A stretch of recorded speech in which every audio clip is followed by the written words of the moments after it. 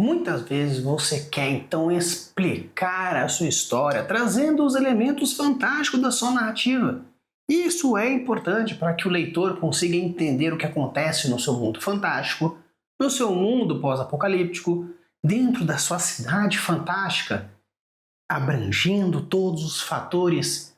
Mas será que explicar tudo o que acontece é a maneira mais fácil de ambientar? Ou no caso, seria a melhor maneira para fazer isso? Seria então como a melhor forma de explicar as coisas para os seus leitores, para os seus jogadores? Quer saber mais como a gente pode fazer isso? Então sim, bora!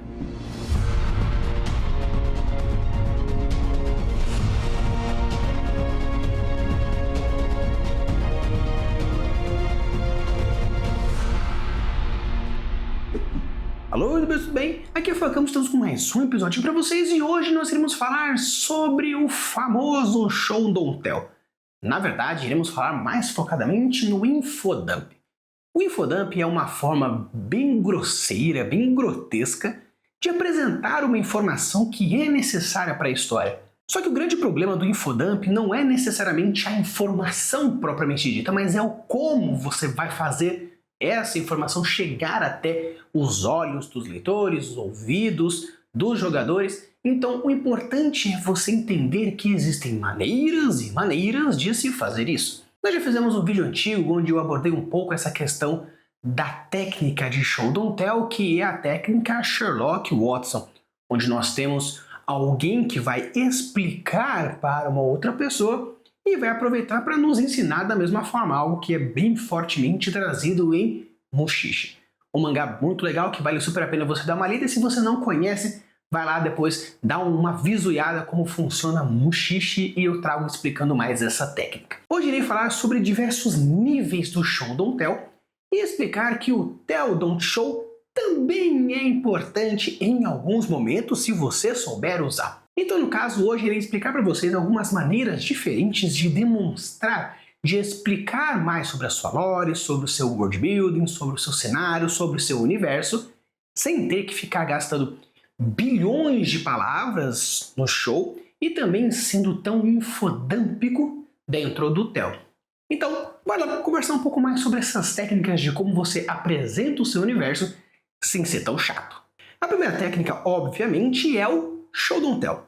O Show Don't Tell você vai demonstrar o que está acontecendo para o seu leitor, para o seu jogador, utilizando aí de diversas formas, mostrando as situações, vendo as perspectivas, entendendo como se faz, tendo ponto de vistas e mostrando aos poucos as coisas. Só que o interessante, o importante do Show Don't Tell não é necessariamente gastar milhares de linhas, milhares de palavras para você explicar tudo de uma forma tão natural. Você não precisa gastar páginas e páginas e páginas e páginas de folhas para você explicar que tal coisa acontece em tal formato. A mais safa é que se eu não mostrar toda a cena, talvez eu tenha que explicar em algum momento, e Tell é um problema.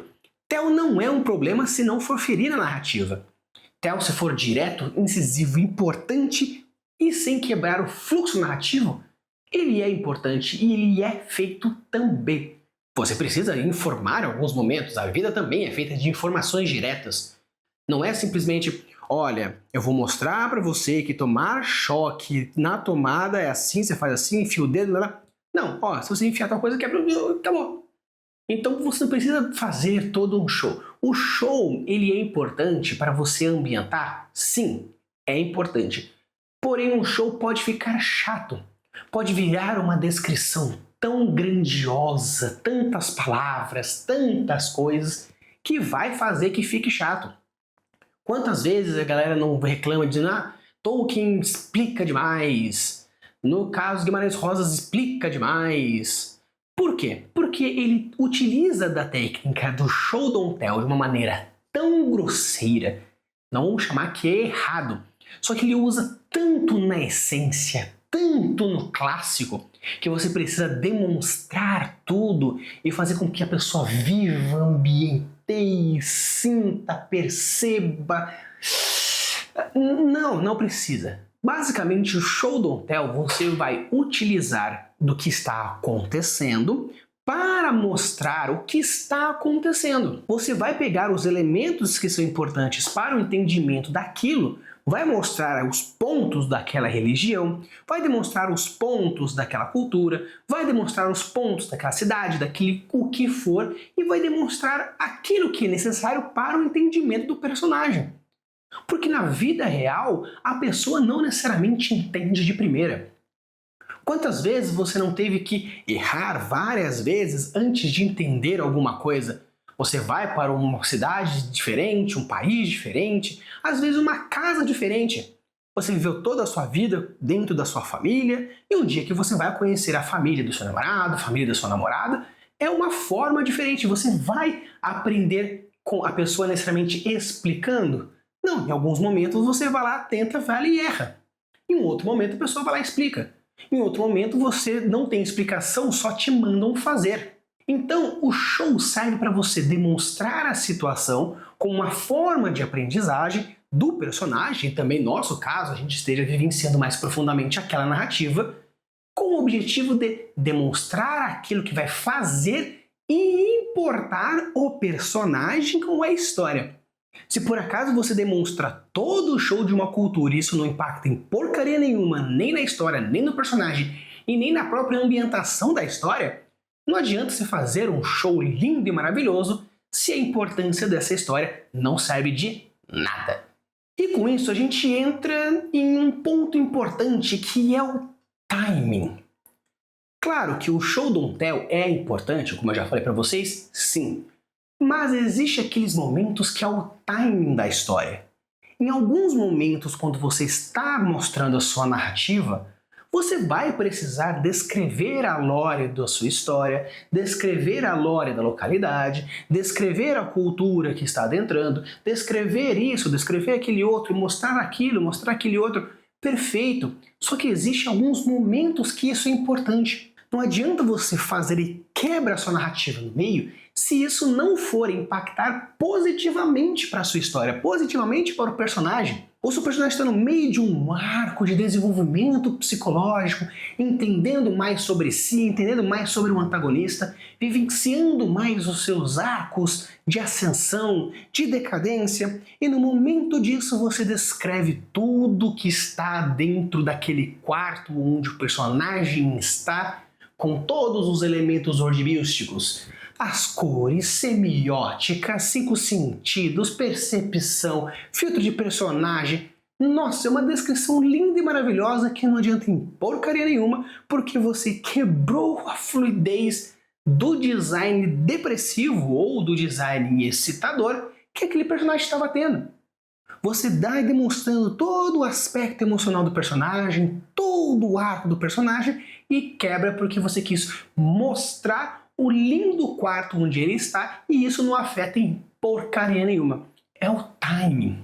É você entender que quando você vai descrever um ambiente, onde futuramente vou trazer para vocês técnicas de descrição de diversos níveis, principalmente os principais erros que a galera costuma na hora de vai descrever as suas histórias, mas você percebe que quando você vai utilizar do ambiente para com a história, esses ambientes trazem funções diferentes. Temos um vídeo falando sobre as funções do ambiente.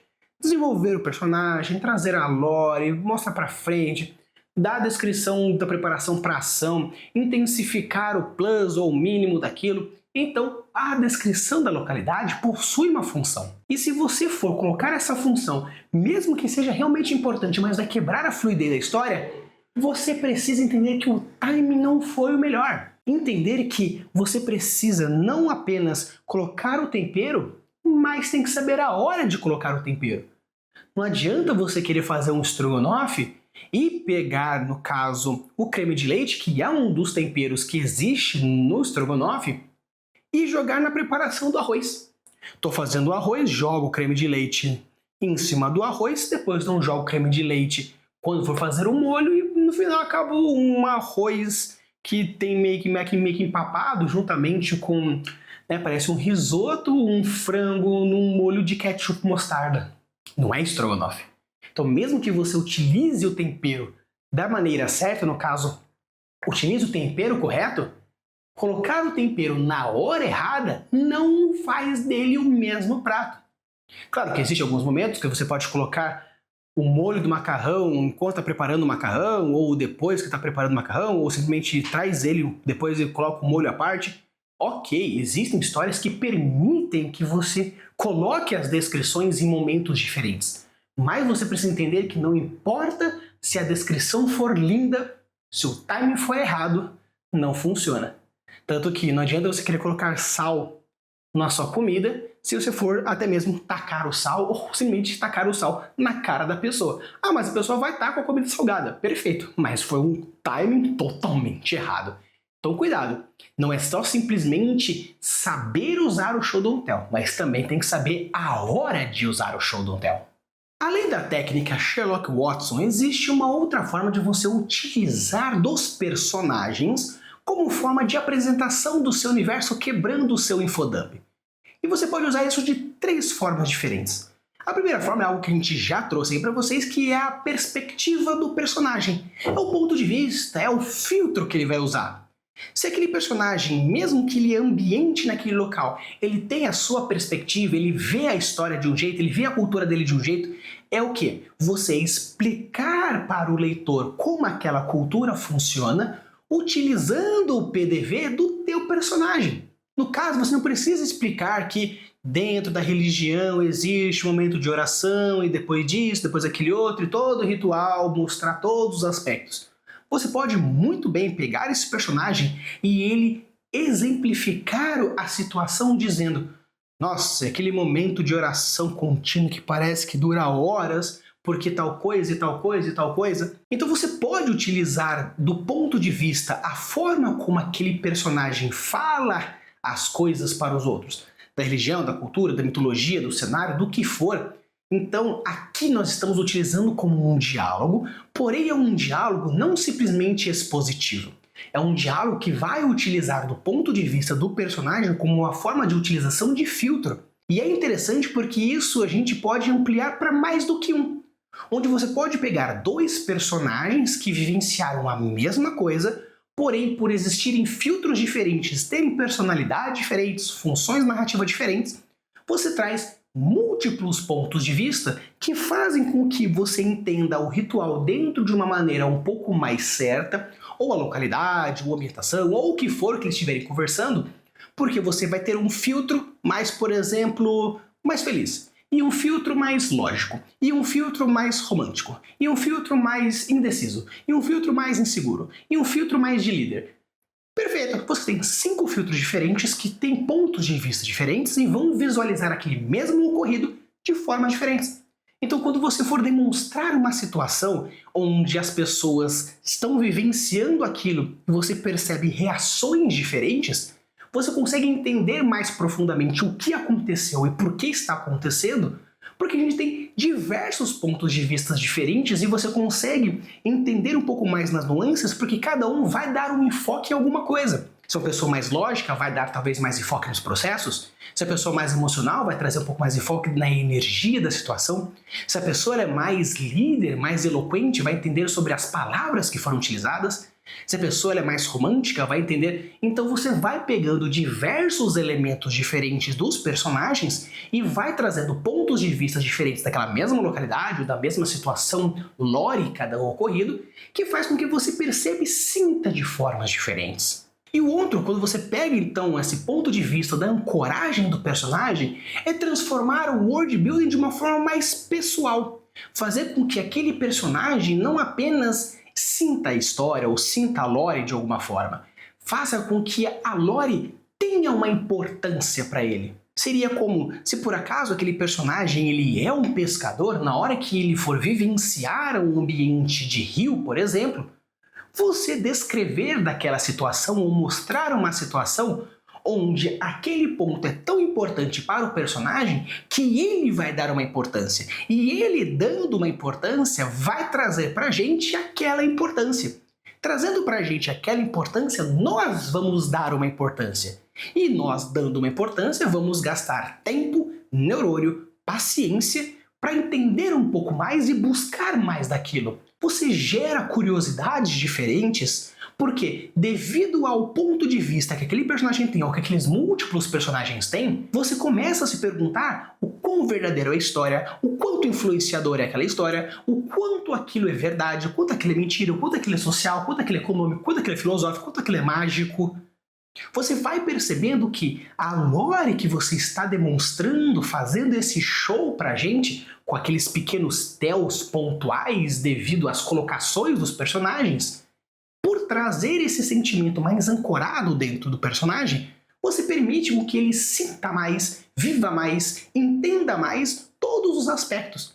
E isso que eu estou dizendo para vocês é uma mescladinha de tel. Obviamente está fazendo bastante show pelo fato de estarem demonstrando as situações para esses personagens, mas não deixa de ser microtells, onde aquele personagem fala, declama, entende, e vai que vai que vai. Ah, mas outro personagem debate, não, porque tal coisa, e não, porque tal coisa, e não, porque tal coisa. E você percebe que está tendo um debate em tel, aqui você está falando a situação, explicando a situação, lore ou o que seja, mas como a gente tem pontos de vista diferentes debatendo, a gente não percebe apenas o desenvolvimento da narrativa, mas a gente também percebe o crescimento do personagem e a explicação da lore, e a explicação daquilo que você quer explicar. Porque não é simplesmente alguém fazendo pá e trazendo a informação correta, mas sim trazendo diversas informações corretas que trazem essa diversidade de perspectivas e diversidade de entendimento. Então você utilizar de personagens como forma de trazer microtells ou detalhes de shows separados, no caso o tel seria o falar e o show seria o demonstrar. Então você pode trazer pequenos shows, pequenos tells espalhados em conversas, que essas conversas, por terem filtros diferentes, dependendo de quem fala, dependendo de quem sente, você vai criando a sua própria perspectiva, seu próprio entendimento do que é a lore, a localidade, o entendimento que você quer, e assim vai criando e ambientando um universo onde você tem um papel extremamente ativo, porque se você sente a partir de diversos filtros, aí você vai colocar dentro do seu próprio filtro qual que é a verdadeira experimentação daquela localidade, situação ou lore que você, escritor, você, mestre, gostaria de passar. Então agora eu vou trazer mais duas técnicas que falam diretamente da utilização do world building na forma de quebrar um pouco esse infodump. A primeira delas, que eu gosto bastante de dizer, que são os objetos mundanos de falas indiretas. Uma coisa é você ter um personagem que vai explicar para o outro como aquilo funciona. Mas por que não um diário? Mas por que não uma gravação? Mas por que não um tomo? Mas por que não textos? Aqui nós vamos utilizar de textos mundanos, podendo ser fantásticos ou não, porém a gente vai utilizar de objetos que vão contar e explicar a história pra gente, porque é alguém explicando. Você está colocando um tel tão descarado que ao invés de você precisar colocar uma pessoa entendedora daquilo, você vai colocar a pessoa entendedora daquilo. Você vai colocar o personagem que viveu aquilo explicando o que aconteceu sem precisar de flashback. E o que é o mais interessante disso?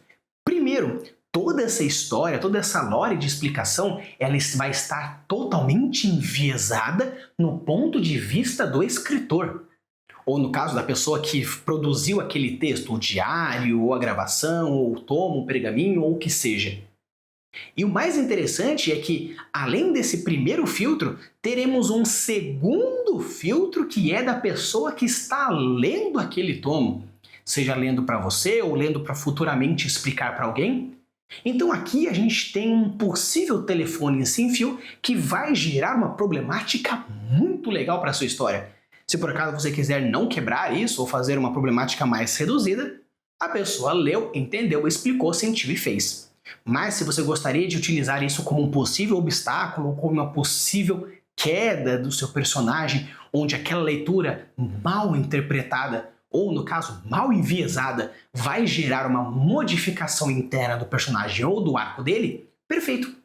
Então aqui você vai utilizar também um de princípios de, por exemplo, figurões, algo que nós já falamos sobre eles, que você pegar personagens extremamente importantes e vai colocá-los como aqueles que disseram, ou simplesmente apresentar esses figurões dentro desses pergaminhos, dentro desses diários, que futuramente, quando for apresentado o personagem pessoalmente, você vai ver, não, mas era aquele cara do diário que explicou a Guerra dos Mil Anos.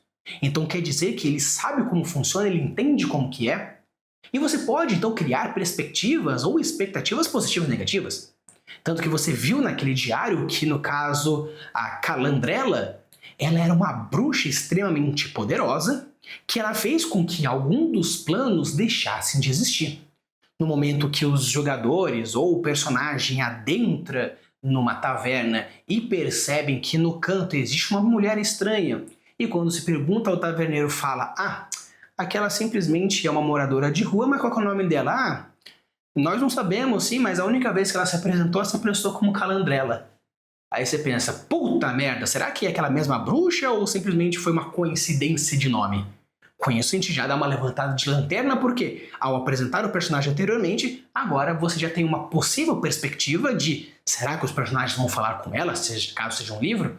Ou se for um RPG, será que os jogadores não entenderam o gatilho e agora vão ou enfrentá-la, ou conversar, ou trazer ela para a equipe? O que eles vão fazer? Então você utilizou de objetos mundanos simples, não apenas para explicar a lore, mas para apresentar possíveis personagens que possam modificar essa lore sem você ter que ficar explicando, ou simplesmente trazendo diversas informações ou um show absurdo. E a quinta técnica é a gente utilizar basicamente o world building. O world building pode contar as histórias por si só? Bastante. Mas como você vai fazer isso? Você vai fazer o quê? Placas, por exemplo? Basicamente sim.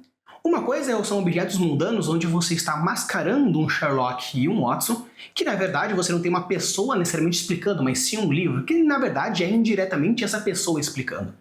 Já no caso aqui, a gente também vai roubar um pouco na brincadeira, onde vamos ter, sim, um Sherlock e um Watson, porém quem vai nos explicar vai ser o ambiente. Como assim o ambiente? A gente vai, como por exemplo acontece nos Poneglyphs e One Piece, a gente tem uma pedra, e essa pedra faz parte de uma cultura, e lá você vai entender a história do mundo vendo aquilo. A gente também tem futuramente no mangá, para quem já está acompanhando o One Piece no mangá, que existe uma pintura gigantesca que conta basicamente o passado do mundo em 3 eras diferentes. Não existe necessariamente alguém explicando, mas sim aquilo está nos explicando. Futuramente, quando a gente for entender toda a história, vamos voltar lá para aquele mural e a gente vai entender todas as nuances desse mural, porque já vamos ter entendido a história e assim a gente vai entender tudo que está pintado ali. Porém, nesse momento, a gente entende a partir dos nossos filtros e as nossas teorias. Então você pode muito bem fazer, por exemplo, uma igreja e fazer diversos mosaicos que existem com diversas janelas e tudo mais, e contar a história, talvez de uma entidade, talvez de um deus, talvez de um profeta. Quantas igrejas católicas você não vê por aí que existem diversos mosaicos que contam os 7 últimos dias de vida de Jesus, desde a saga Christi até o momento da crucificação dos 3 dias depois? Ou no caso, você vê em diversos templos católicos que também existem lá no Vaticano, em Roma, que tem diversos pontos históricos da humanidade ou diversos trechos da Bíblia diferentes. Então você pode utilizar não agora de objetos mundanos como livros e tomos e diários, etc., mas sim você vai utilizar de cavernas, de igrejas, monumentos, monolitos. São coisas macros. Não deixa de ser, obviamente, uma roubada na brincadeira, porque você também está utilizando desses filtros, mas aqui agora são diversas formas diferentes. Ao invés de você simplesmente achar um livro, por que não você achar uma caverna com toda a pintura rupestre daquilo que aconteceu há 1000 anos atrás, e agora você tem minimamente uma interpretação do que pode ter acontecido? Agora, da mesma forma que existe nos diários, existe a interpretação daquele povo, a interpretação daquele tempo histórico, a interpretação do personagem que está interpretando aquela interpretação daqueles personagens. Então você consegue criar diversos elementos diferentes que vão mostrar de formas diferentes. Mas Rafa, tudo isso é importante? Tudo isso é legal? Tudo isso vale a pena? Sim, obviamente depende muito de como vai funcionar a narrativa da sua história. Se você tem tempo, se você tem palavras, se você quer trazer essa emoção, por que não? São formas diferentes e muito legais de trazer informação sem ficar cansativo. E obviamente a gente chega na nossa última técnica, que é o Tell, Don't Show. Caramba, Rafa, você fica aí diversos vídeos, a gente vê diversas vídeos diferentes falando sobre use o Show Don't Tell ao invés de usar simplesmente o tell, e você está falando para sim usar o tell? Sim, estou usando para você explicar explicitamente o que está acontecendo? Sim, senhor, sim, senhora. Nossa, Rafa, então para que você ficou aí com quase 20 minutos, 25 minutos de vídeo enchendo o saco e agora falar que o tell é importante? Sim, mas vamos lá. O tell ele é importante em momentos que são extremamente pontuais. Primeiramente, se todo o fluxo da história é necessário você trazer uma informação rápida e direta para o entendimento daquela cena e depois você vai utilizar desse entendimento para explicar ou para vivenciar, perfeito. As frases também precisam ser de entendimento direto. Se simplesmente você precisa que um personagem entenda rapidamente tal coisa e é importante que ele entenda aquilo para aquela situação, você pode colocar um personagem falando, não faça isso senão você morre, tá? Você não precisa explicar, mas por quê? Porque devido aos fatores jurídicos? Não. Acredita em mim, aceita. E o personagem também vai aceitar. Ah, mas é que o meu personagem, ele pode aceitar. Obviamente ele pode ficar meio que receoso, entender e tudo mais, e depois no futuro você gasta aí o quanto você quiser de infodump loucamente, mas pelo menos naquele momento gera uma curiosidade de por que se eu fizer tal coisa eu morro? Você pode fazer com que a pessoa fale, ó, se fizer isso você morre, tá? E na mesma cena, mais futuramente, alguém morre porque fez exatamente aquilo que o cara falou pra não fazer, aí o personagem fala, nossa, é verdade, se eu tivesse feito isso eu teria morrido. Perfeito, você jogou um tell para continuar a narrativa, criar uma tensão, gerar uma curiosidade e a demonstração futura do show mostrando que sim, ele morreria se fizesse isso. Então eu não vou dizer para vocês que o tell não é importante. Não vou dizer para vocês abominem a técnica da expressão direta. Infodump não é simplesmente trazer a informação de forma direta. Infodump é trazer a informação de forma direta em um formato chato, em um formato maçante, em um formato que você está chamando o leitor, a leitora, o jogador, a jogadora de idiota. Claro que se o seu objetivo é fazer com que essas pessoas se sintam idiotas, porque esse é o objetivo da narrativa, perfeito. Só que se esse não é o seu objetivo, gerar essa ideia de que, nossa, que escritor e escritora maldoso, me fez sentir idiota porque XY, mas depois eu percebi que na verdade A, B, C, D, U, E. Aqui o tell serve para você colocar as informações pontuais que são mais importantes para a história. Colocar as informações que aquele personagem ou já tem, então você joga a informação direta porque o personagem já tem. Então para não ficar um Deus Ex Machina, ou você tirou da bunda, você coloca a informação direta porque como o personagem já sabe, a gente já absorve que ele já sabe e segue o baile.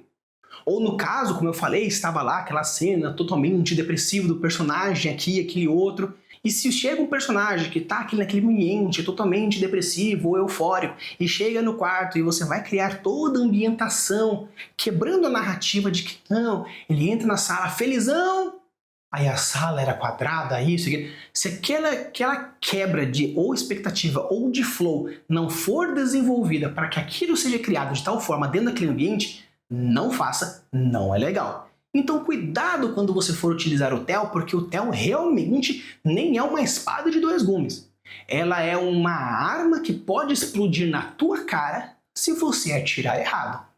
O tell é importante, porém, se por acaso você não sente que é tão necessário ou você não se sente tão confortável em jogar uma informação muito para frente, ou simplesmente você é um escritor iniciante que está aprendendo a desenvolver uma ambientação, evite o tell o máximo possível. Use todos os shows que nós trouxemos.